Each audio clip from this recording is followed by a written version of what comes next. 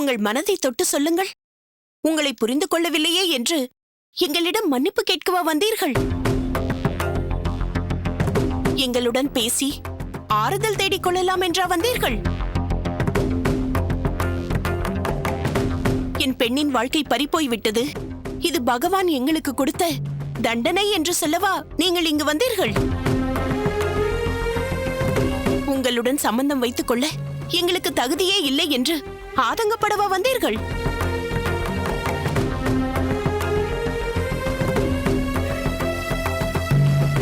சொல்லுங்கள், நீங்கள் இங்கு வந்தது இவற்றிற்காகவா? நிச்சயம் இல்லை. போதும். இந்த போலியான சம்பிரதாய வார்த்தைகளும் வேஷங்களும், நம்மை நாமே ஏமாற்றிக் கொள்ளும் நாடகங்களும் போதும். மற்றவர்களுக்காகவே நாம் வாழ்ந்து கொண்டிருக்க முடியாது. நமக்காகவும் வாழ வேண்டும். உங்களுக்கு உங்கள் பெண்ணின் வாழ்க்கையும், எனக்கு என் ராமானுஜரின் வாழ்க்கையும் தான் முக்கியம். தஞ்சமாம்பாளை என் மாற்று பெண்ணாக ஏற்றுக்கொள்ள நான் தயார். ராமானுஜனை மாப்பிள்ளையாக ஏற்றுக்கொள்ள நீங்கள் தயாரா?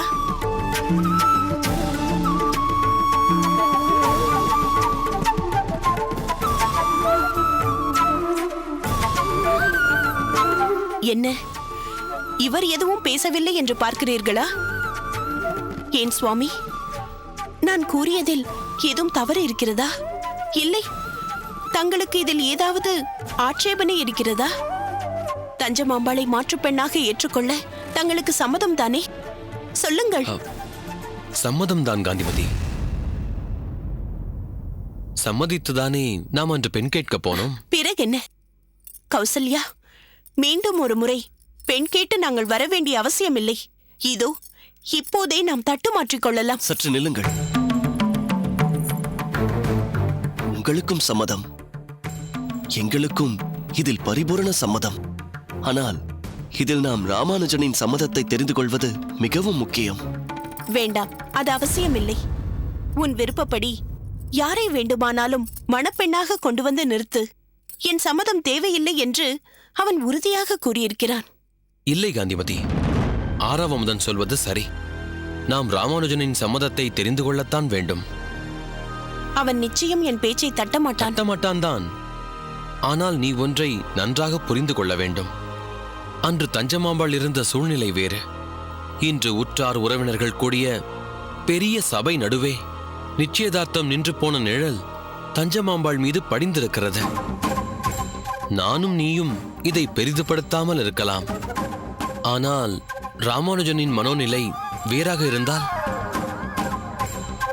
ஆறாவமுதன் சுவாமிகளே, எனக்கு சற்று அவகாசம் கொடுங்கள். ராமானுஜனின் சம்மதத்தை தெரிந்து கொண்டு மீண்டும் உங்களை சந்திக்கிறேன். உங்களுக்கு எப்படி நன்றி கூறுவது என்றே எனக்கு தெரியவில்லை. தங்களை போன்ற விசால மனது எல்லோருக்கும் வந்துவிடாது.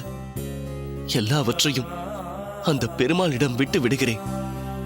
எங்களையும் எங்கள் பெண்ணின் வாழ்க்கையையும் வளமுறச் செய்வதோ வறட்சியடையச் செய்வதோ அவரின் கையில் தான் இருக்கிறது. நல்லதையே எண்ணுங்கள். எல்லாம் நல்லபடியாகவே நடக்கும் என்று நம்புங்கள். நாங்கள் வருகிறோம். சென்று வாருங்கள்.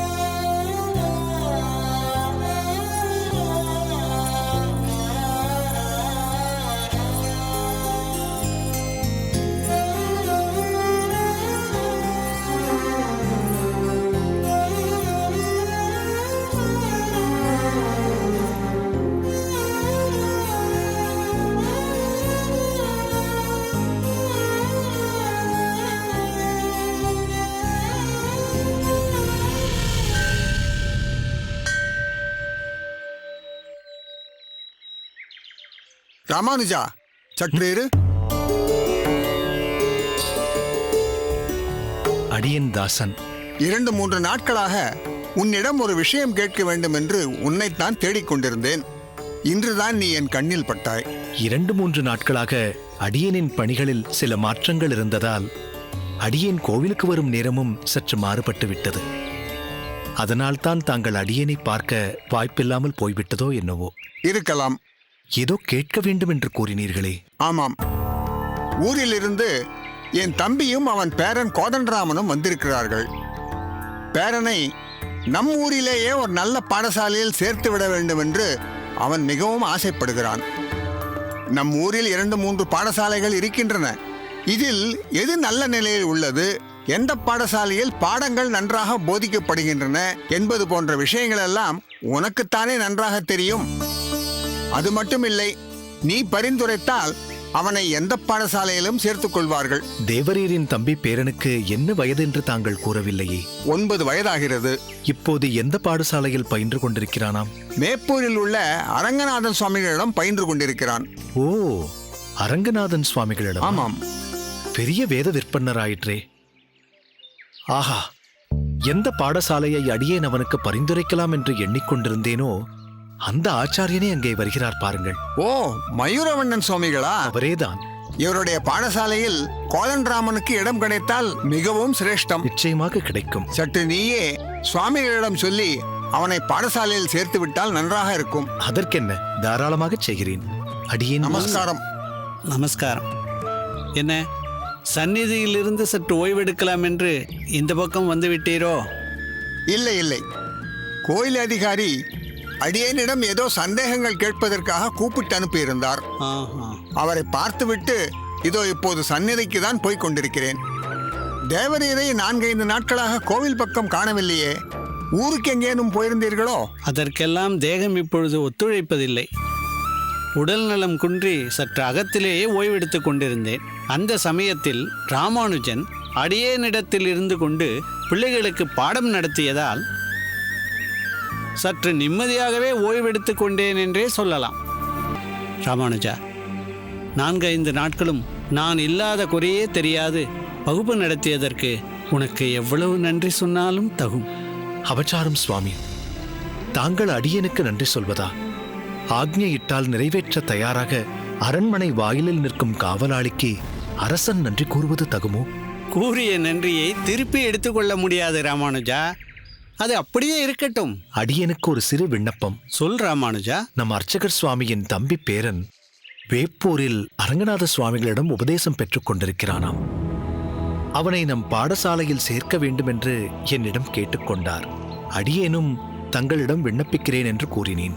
அர்ச்சகர் சுவாமிகளே, உம் தம்பி பேரனை அழைத்து கொண்டு நாளையே நம் பாடசாலைக்கு வாரும். நாளையிலிருந்தே அவன் பாடங்களை தொடங்கலாம். சரி ராமானுஜா, நீ ஒன்றை கேட்டு நான் மறுப்பதா? நன்றி சுவாமி. நன்றி சுவாமி, நிச்சயம் அழைத்து கொண்டு வருகிறேன். பெருமாள் தரிசனம் ஆயிற்றா? இன்னும் இல்லை. ராமானுஜனும் தாங்களும் பேசிக் கொண்டிருப்பதை பார்த்தேன். நேராக இங்கேயே வந்துவிட்டேன். அப்படியா? சரி, வாருங்கள், பெருமாளை சேவிக்கலாம். ராமானுஜா, நீயும் வருகிறாயா? இல்லை சுவாமி, சிறு பணிகள் இருக்கின்றன. அவற்றை முடித்துவிட்டு பிறகு வந்து பெருமாளை சேவிக்கிறேன். வாருங்கள், நாம் போவோம்.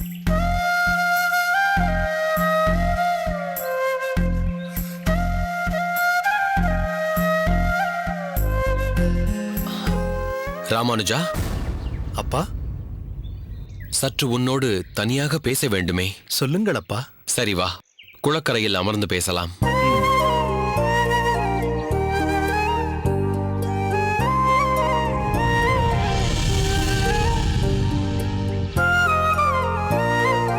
உட்கார்.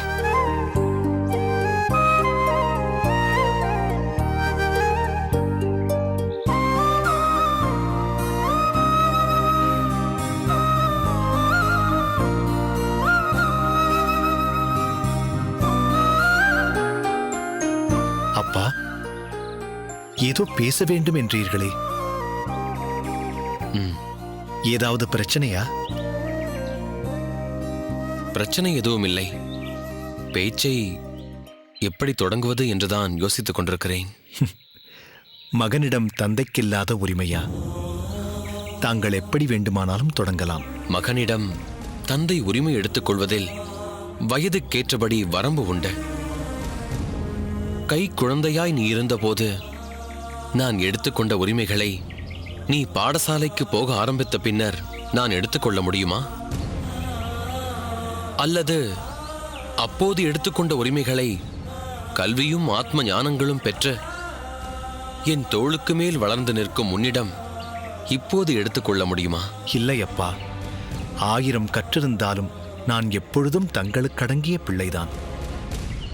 தங்கள் மனதில் இருப்பதை வெளிப்படையாக கூறுங்கள். உன் அம்மா உன்னை திருமணத்திற்கு சம்மதிக்க வைப்பதற்காக கைக்கொண்ட பிடிவாதமும் போராட்டமும் உனக்கு நன்றாக தெரியும்.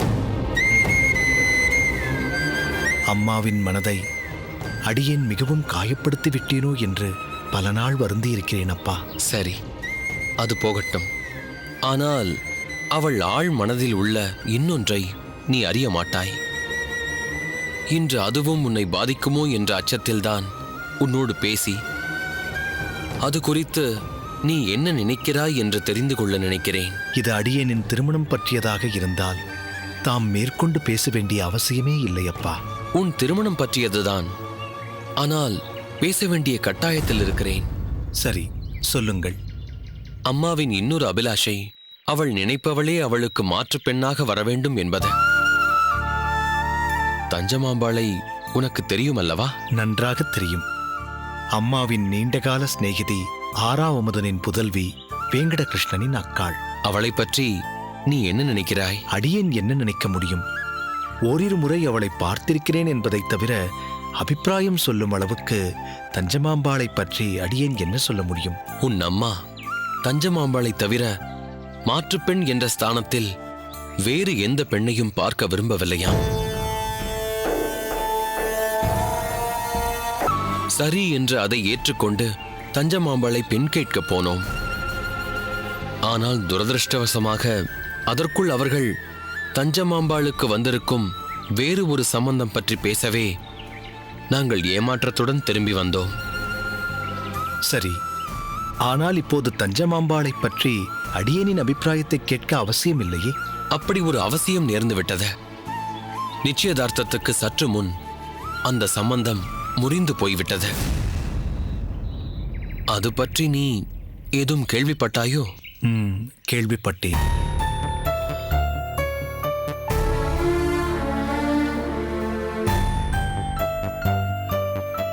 இப்போது மீண்டும் உன் அம்மாவின் மனதில் ஆசை தொழிற்விட அதற்கு ஏற்றாற்போல் தஞ்சமாம்பாளின் பெற்றோர்களும் ஒரு முறை நம் அகத்திற்கு வர அடுத்த வினாடியே தட்டு மாற்றிக் கொள்ளலாம் என்று உன் அம்மா துடிக்க ஆரம்பித்து விட்டாள். நாங்கள் எல்லோரும் இந்த சம்பந்தத்துக்கு ஒப்புக்கொண்டாலும் ஆறாவமுதன் சுவாமி இதில் உன் சம்மதம்தான் முக்கியம் என்று சொல்லிவிட்டார். நிச்சயதார்த்தம் வரை வந்து சபையில் அந்த சம்பந்தம் முறிந்து போனதால் அது குறித்து உன்னிடம் பேசி நீ சம்மதித்தால் மட்டுமே மேற்கொண்டு பேசலாம் என்று அவர் உறுதியாக இருக்கிறார்.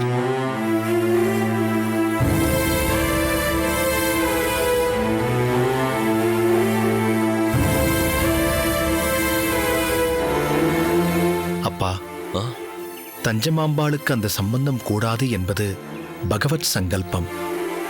பகவானின் திருவுளப்படி அது நடந்திருக்கிறது.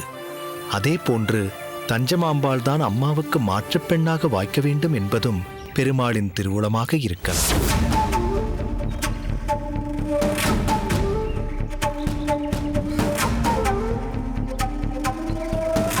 உனக்கு தஞ்சமாம்பாளை மனைவியாக ஏற்றுக்கொள்வதில் எந்த ஆட்சேபனையும் இல்லையே.